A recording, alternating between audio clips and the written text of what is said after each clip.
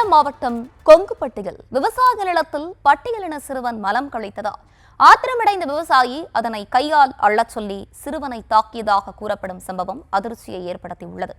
இதுகுறித்து கூடுதல் விவரங்களோடு இணைகிறார் எம்முடைய செய்தியாளர் கணேசன். கணேசன், வணக்கம். விவரங்களை வழங்கலாம். வணக்கங்க. சேலம் மாவட்டம் காரையாம்பட்டி அருகே உள்ள கொங்குப்பட்டியில் வசிக்கும் மோகன் என்பவரது விவசாய நிலத்தை குத்தகைக்கு எடுத்து ரமேஷ் என்பவர் விவசாயம் செய்து வருகிறார்.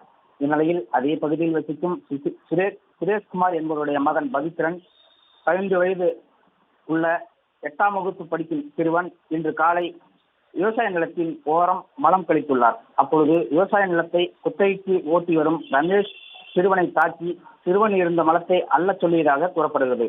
இதை அறிந்த அக்கம் பக்கம் உள்ளவர்கள் பாதிக்கப்பட்ட சிறுவனை ஓமலூர் அரசு மருத்துவமனையில் சிகிச்சைக்காக சேர்த்தனர்.